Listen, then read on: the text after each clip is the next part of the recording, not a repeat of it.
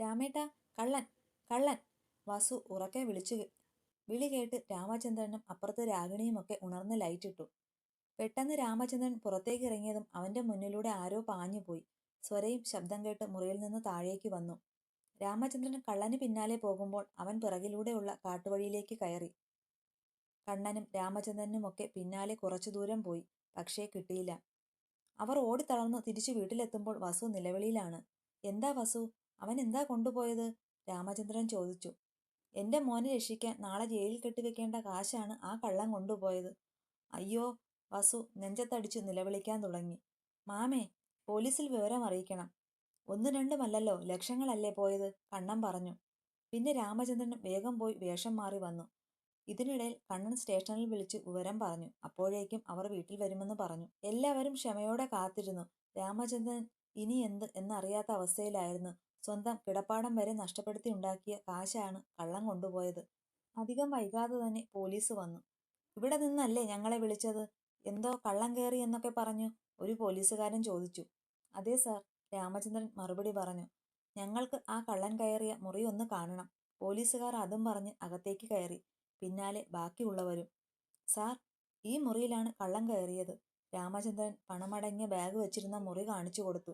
പോലീസുകാർ അതിലേക്ക് കയറി മൊത്തം പരിശോധിച്ചു. എന്നിട്ട് റിപ്പോർട്ട് എഴുതി തുടങ്ങി. പിന്നെ വീടിനുള്ളിലും പുറത്തുമൊക്കെ നന്നായി നോക്കി. അപ്പോഴേക്കും ശ്രീജ വന്നു. എന്തായി കോൺസ്റ്റബിൾ? ശ്രീജ ചോദിച്ചു. ശ്രീജയെ നോക്കി സല്യൂട്ട് ചെയ്തു. പിന്നെ കാര്യങ്ങൾ വിവരിച്ചു. മുറിക്കുള്ളിൽ ഒരു പ്രശ്നവുമില്ല, ഒന്നും നഷ്ടപ്പെട്ടിട്ടില്ല, ഒന്നും നശിപ്പിച്ചിട്ടുമില്ല. ബാഗ് വെച്ചിരുന്ന അലമാരയിൽ പൂട്ട് തകർത്ത ലക്ഷണമൊന്നുമില്ല. ചാവി ഉപയോഗിച്ചാണ് തുറന്നിരിക്കുന്നത്. അയാൾ ഒന്ന് നിർത്തി. ശ്രീജ എല്ലാവരെയും ഒന്ന് നോക്കി, പ്രത്യേകിച്ച് സ്വരയെ. അതിനർത്ഥം കറക്റ്റായി എല്ലാം ഇരിക്കുന്ന സ്ഥലങ്ങൾ അറിയാവുന്ന ഒരാളാകാം പണമടങ്ങിയ ബാഗ് എടുത്തത്, ശ്രീജ ചോദിച്ചു. അതെ മാഡം, അത് തന്നെയാണ് ഞങ്ങൾക്കും തോന്നുന്നത്, കോൺസ്റ്റബിൾ പറഞ്ഞു. ഒരാളായിരുന്നോ അതോ ഒന്നിൽ കൂടുതൽ ആളുകൾ ഉണ്ടായിരുന്നോ? ശ്രീജ റിപ്പോർട്ട് കയ്യിൽ വാങ്ങിയിട്ട് രാമചന്ദ്രനോട് ചോദിച്ചു. വീടിനുള്ളിൽ ഒരാളെ ഉണ്ടായിരുന്നുള്ളൂ മാഡം. പക്ഷേ പുറത്ത് ഒരാളുണ്ടായിരുന്നു. രണ്ടുപേരും കൂടെ പുറകുവശത്തെ ഉടുക്ക് വഴിയെയാണ് ഓടിയത്, രാമചന്ദ്രൻ പറഞ്ഞു.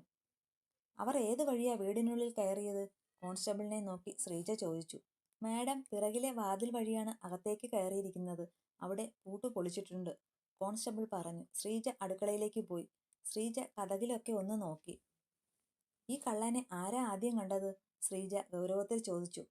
ഞാനാ മാഡം കണ്ടത്, വസു പറഞ്ഞു. നിങ്ങളെന്താ ഈ പാതിരാത്രി സമയത്ത് ഉറങ്ങാതെ ഇവിടെ ചെയ്തുകൊണ്ടിരുന്നത്? ശ്രീജ അവർക്ക് നേരെ തിരിഞ്ഞു ചോദിച്ചു. വെള്ളം കുടിക്കാൻ എണീറ്റതാണ് മാഡം. പെട്ടെന്ന് ആ മുറിയുടെ ഭാഗത്ത് ഒരനക്കം കേട്ട് നോക്കിയതാണ്. അപ്പോഴാണ് ഒരാൾ ഇങ്ങോട്ട് ഓടുന്നത് കണ്ടത്, വസു പറഞ്ഞു. ആ ഓടിയയാളുടെ കയ്യിൽ വേറെ എന്തെങ്കിലും ഉണ്ടായിരുന്നോ?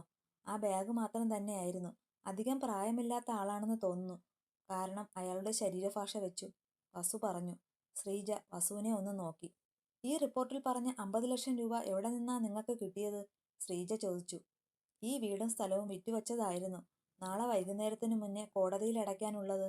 ആ കാശ അവർ കൊണ്ടുപോയത്, രാമചന്ദ്രൻ പറഞ്ഞു. ശ്രീജ പുച്ഛത്തിൽ ചിരിച്ചു. ഓ, അപ്പോ അകത്ത് കിടക്കുന്ന കള്ളനെ ഇറക്കാൻ വച്ച കാശ് പുറത്തുനിന്ന് വന്ന കള്ളൻ കൊണ്ടുപോയി അല്ലേ? ശ്രീജ ചോദിച്ചു. അതിനാരും മറുപടി പറഞ്ഞില്ല. അല്ല, ഈ വാതിൽ ആരാ അടച്ചത്? അടുക്കളയിലെ വാതിൽ ചൂണ്ടി ശ്രീജ ചോദിച്ചു. ഞാനാണ് മാഡം അടച്ചത്, വസു പറഞ്ഞു. ഈ വാതിൽ നിങ്ങൾ പൂട്ടിയത് ഈ കുറ്റിയിട്ടാണോ അതോ ഈ പൂട്ട് ചാവി കൊണ്ട് പൂട്ടിയിരുന്നോ? ശ്രീജ ചോദിച്ചു. എന്നത്തെയും പോലെ 2 കുറ്റിയിട്ടിരുന്നു മാഡം, വസു പറഞ്ഞു. ഉറപ്പാണോ? ശ്രീജ വീണ്ടും ചോദിച്ചു. ഉറപ്പാണ് മാഡം, വസു തറപ്പിച്ചു പറഞ്ഞു. അപ്പോൾ പേടിക്കേണ്ട. കള്ളൻ ആരാണെന്നും ആ കാശ് എവിടെ പോയെന്നും നിങ്ങൾ മൂന്നിലൊരാൾക്ക് അറിയാം, ശ്രീജ പറഞ്ഞു. മാഡം, രാമചന്ദ്രൻ വിളിച്ചു. ഞാൻ പറഞ്ഞത് സത്യമാണ്. അന്വേഷണം കള്ളനിൽ എത്താതിരിക്കാൻ ബുദ്ധിപൂർവ്വം ഈ പൂട്ട് തകർത്തതാണ്. ഇവർ പറയുന്നത് അനുസരിച്ചാണെങ്കിൽ കള്ളൻ തകർക്കേണ്ടത് ഈ കുറ്റികളായിരുന്നു. എന്നാൽ അത് ചെയ്യാതെ പൂട്ട് തകർത്തു. അതിനർത്ഥം ഇവിടെയുള്ള ആരോ ഒരാൾ ഈ വാതിൽ തുറന്നിട്ടിരുന്നു. ഞാൻ ഉറപ്പിച്ചു പറയാൻ മറ്റൊരു കാരണം കൂടിയുണ്ട്. ശ്രീജ എണീറ്റു. പണമടങ്ങിയ ബാഗ് കൃത്യമായി അലമാര തുറന്ന് എടുത്തു. അതും അലമാരയ്ക്ക്. അതിനർത്ഥം ആ കാശ് ഇവിടെ ഉണ്ടെന്നും അത് ഇരിക്കുന്ന സ്ഥലം എല്ലാം ആ കള്ളന് അറിയാമായിരുന്നു. പോരാത്തതിന് വീടിന് മുന്നിലൂടെ പോകാതെ ഉടുക്ക് വഴിയെ പോയി. അപ്പോൾ ആ വഴിയും ക്ലിയർ. അതുകൊണ്ട് ഞാൻ ഉറപ്പിച്ചു പറയുന്നു, നിങ്ങളിൽ ആരോ ഒരാളാണ് കള്ളനെ സഹായിച്ച ആ പെരുങ്കള്ളൻ, ശ്രീജ പറഞ്ഞു. അല്ല, നിനക്കൊന്നും പറയാനില്ലേ? സ്വരയുടെ അടുത്തേക്ക് വന്ന് ശ്രീജ ചോദിച്ചു. ഞാൻ എന്തു പറയാനാണ് മാഡം? കാശ് സൂക്ഷിച്ചു വെച്ചത് ഇവരായിരുന്നു. പിന്നെ ഞാൻ മുകളിലായിരുന്നു. ഇവിടെ വിളിയും ബഹളവും കേട്ടാണ് ഞാൻ എണീറ്റത്, സ്വര പറഞ്ഞു. ശരി, ഞങ്ങൾ എന്തായാലും അന്വേഷണം നടത്താം. നാളെ സ്റ്റേഷനിൽ വന്ന് ഒരു കംപ്ലൈൻറ്റ് കൂടെ തരണം. ശ്രീജ അതും പറഞ്ഞ് പുറത്തേക്ക് ഇറങ്ങി. പിന്നെ എന്തോ ഓർത്തതുപോലെ തിരിച്ചു വന്നു. പണം മോഷ്ടിക്കാൻ കൂട്ടുനിന്നത് ഇവിടെ നിന്ന് ഒരാളാണ്, അത് ഉറപ്പാണ്. അങ്ങനെയുള്ളപ്പോൾ ആ പണം കിട്ടുന്നത് ഇനി നിങ്ങൾക്ക് സ്വപ്നം മാത്രമായിരിക്കും. ശ്രീജ അതും പറഞ്ഞു പോയി. എന്റെ മോനെ ഇനി എങ്ങനെ രക്ഷിക്കും എന്റെ ഭഗവതി? വസു തലയിൽ കൈവച്ചു കരയാൻ തുടങ്ങി. രാമചന്ദ്രൻ കണ്ണനോട് എന്തോ സംസാരിച്ചുകൊണ്ട് പുറത്തേക്ക് ഇറങ്ങി. പിന്നാലെ ശിവയും ഇറങ്ങി.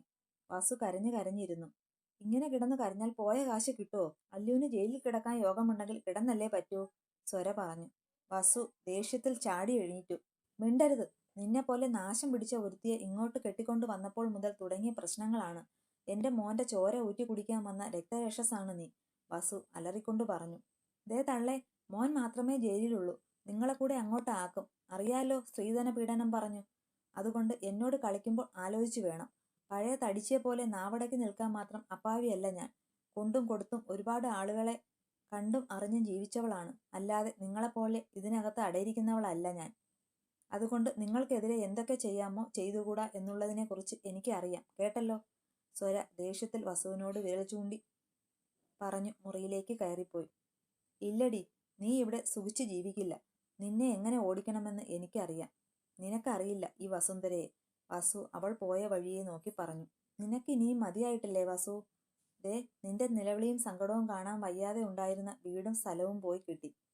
ഇനി ജയിലിൽ കൂടെ കിടക്കാൻ വയ്യ. അതുകൊണ്ട് ഒരു കാര്യം ഞാൻ പറഞ്ഞേക്കാം. ഇനിയും നീ നന്ദുവിനോട് കാണിച്ച പോലെ ആ കൊച്ചിനോട് കാണിക്കാൻ പോയാൽ അളകനന്ദയല്ല സ്വരലയ എന്ന് നീ ഓർക്കുന്നത് എപ്പോഴും നന്നായിരിക്കും. പിന്നെ അവളുടെ വയറ്റിൽ നമ്മുടെ മോന്റെ കുഞ്ഞാണ് കിടക്കുന്നത് എന്നൊരു ബോധം കൂടെ വേണം. രാമചന്ദ്രൻ അത്രയും പറഞ്ഞ് മുറിയിലേക്ക് പോയി. ആഹാ, അലോക് സാർ ഇതുവരെ ഉറങ്ങിയില്ലേ? സെല്ലിൽ കിടക്കുന്ന അല്ലുവിനെ നോക്കി ശ്രീജ മാഡം ചിരിയോടെ ചോദിച്ചു. അല്ലു എണീറ്റിരുന്നു. നീ അറിഞ്ഞു അലോകെ, നിന്നെ ഇറക്കാൻ നിന്റെ വീടും സ്ഥലവും വിറ്റ് കാശ് റെഡിയാക്കി വെച്ചു നിന്റെ വീട്ടുകാർ. അത് നിന്നേക്കാൾ വലിയ കള്ളൻ അടിച്ചോണ്ടു പോയി.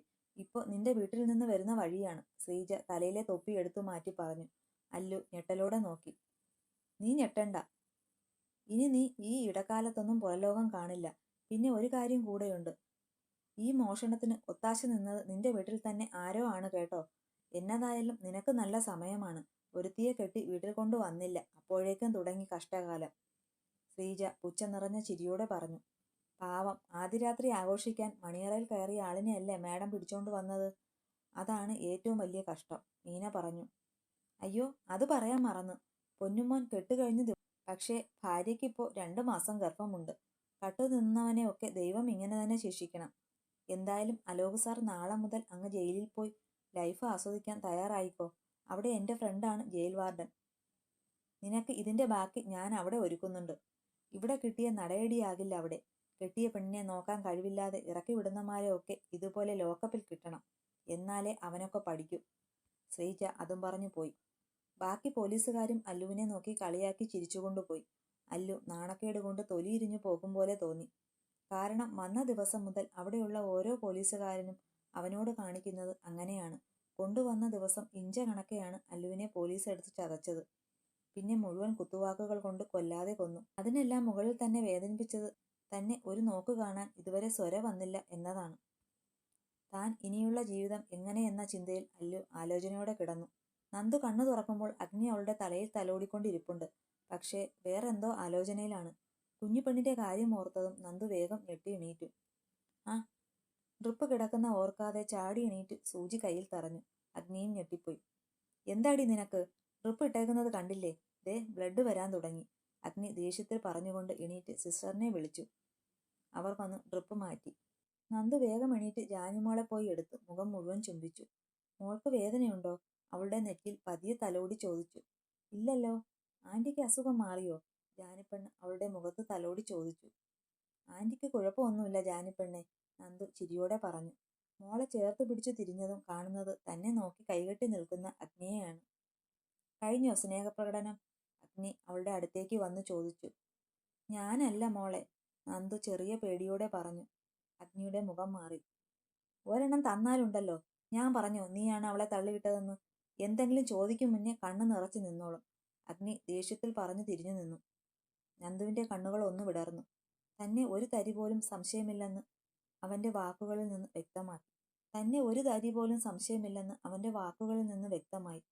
ദേവാ, നന്ദു അവന്റെ തോളിൽ കൈവച്ചു പതിയെ വിളിച്ചു. എന്താ? അവൻ തിരിഞ്ഞു നോക്കാതെ സൈഡിലേക്ക് നോക്കി ഗൗരവത്തിൽ ചോദിച്ചു. എന്റെ കഴിഞ്ഞ കാലം പെട്ടെന്നൊന്നും മനസ്സിൽ നിന്ന് പോകില്ല ദേവാ, അതിന്റെ പ്രശ്നമാണ്. ഇനി ഇങ്ങനെ ഉണ്ടാകില്ല, നന്ദു പറഞ്ഞു.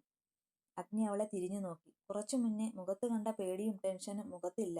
ചെറു പുഞ്ചിരിയുണ്ട്. അഗ്നി അവളെ ചേർത്ത് പിടിച്ചു. എപ്പോഴും ഇങ്ങനെ നിൽക്കുന്ന നന്ദയാണ് എനിക്കിഷ്ടം, അവൻ ചിരിയോടെ പറഞ്ഞു. അപ്പോഴേക്കും രാജീവ് അകത്തേക്ക് കയറി വന്നു. നീ ഇവിടെ ഉണ്ടെന്ന് അറിഞ്ഞ് കുറച്ച് മീഡിയക്കാർ വന്നിട്ടുണ്ട്. പിന്നെ പുറത്ത് ആളുകളുമുണ്ട്. എങ്ങനെ മോളെയും കൊണ്ട് പോകും? രാജീവ് ചോദിച്ചു. നീ പേടിക്കേണ്ട, ഞാനത് നോക്കാം. നീ തൽക്കാലം 2 മാസ്ക് കൊണ്ടുവാ. ഒന്ന് മോൾക്ക്, ഒന്ന് അവൾക്ക്, അഗ്നി ചിരിയോടെ രാജീവിനോട് പറഞ്ഞു. രാജീവ് ഫോണെടുത്ത് സിസ്റ്ററിനെ വിളിച്ചു പറഞ്ഞു. അപ്പോഴേക്കും ഒരു സിസ്റ്റർ മാസ്ക് കൊണ്ട് രാജീവിനെ ഏൽപ്പിച്ചു പോയി. നന്ദ, പുറത്തെ അവസ്ഥ അറിയാലോ, അതുകൊണ്ട് തൽക്കാലം ഇപ്പോൾ ഈ മാസ്ക് വച്ചു വാ. നന്ദ ചിരിയോടെ തലയനക്കി. അഗ്നി നന്ദുവിനെ ചേർത്ത് പിടിച്ചു. നന്ദു കുഞ്ഞു പെണ്ണിനെ ചേർത്ത് പിടിച്ചു പുറത്തേക്കിറങ്ങി. അപ്പോഴേക്കും ആളുകളൊക്കെ അവരെ പൊതിഞ്ഞു തുടങ്ങി. ഹോസ്പിറ്റലിലെ സെക്യൂരിറ്റീസ് ആളുകളെ ഒതുക്കി ഒതുക്കി അഗ്നിക്ക് പോകാൻ വഴി ഒരുക്കുന്നുണ്ട്. കാറിലേക്ക് നന്ദുവും ജാനിമോളും കയറുന്നതുവരെ അഗ്നി മീഡിയക്കാരുടെ ചോദ്യത്തിന് ഒരക്ഷരം മിണ്ടിയില്ല. കാറിലേക്ക് കയറി കഴിഞ്ഞതും അഗ്നി മീഡിയക്കാർക്ക് നേരെ തിരിഞ്ഞു. സാർ, സാർ, ഇത് സാറിന്റെ വൈഫാണോ? ഒരു റിപ്പോർട്ടർ ചോദിച്ചു. ആണെങ്കിൽ അഗ്നിയുടെ മറുപടി കേട്ട് എല്ലാവരും നിശബ്ദരായി. അല്ല സാർ. റിപ്പോർട്ടർ എന്തോ പറയാൻ തുടങ്ങിയപ്പോൾ അഗ്നി തടഞ്ഞു. ഞാനൊരു മനുഷ്യനാണ്, നിങ്ങളെയൊക്കെ പോലെ ഒരു മനുഷ്യൻ. സെലിബ്രിറ്റി ആണെന്ന് കരുതി എനിക്ക് പ്രൈവസി പാടില്ലെന്നുണ്ടോ? അതെന്റെ ഭാര്യയോ സഹോദരിയോ ആരോ ആയിക്കോട്ടെ, അത് നിങ്ങളെ ബാധിക്കുന്ന പ്രശ്നമല്ല. പിന്നെ നിങ്ങൾക്കൊക്കെ കുറച്ച് ബോധവും വിവരവുമാകാം. ഇതൊരു ഹോസ്പിറ്റലാണ്. ഇവിടേക്ക് ഞാൻ സിനിമാ ഷൂട്ടിങ്ങിന് വന്നതല്ലെന്നും നിങ്ങൾക്കറിയാം. പിന്നെ എന്തിനാണ് മറ്റുള്ളവരുടെ സ്വകാര്യതയിലേക്ക് നുഴഞ്ഞു കയറുന്നത്? അതിന്റെ ആവശ്യമെന്താ? ഓരോ സെലിബ്രിറ്റിക്കും അവരുടേതായ ആഗ്രഹങ്ങളും ആവശ്യങ്ങളും ഉണ്ട്.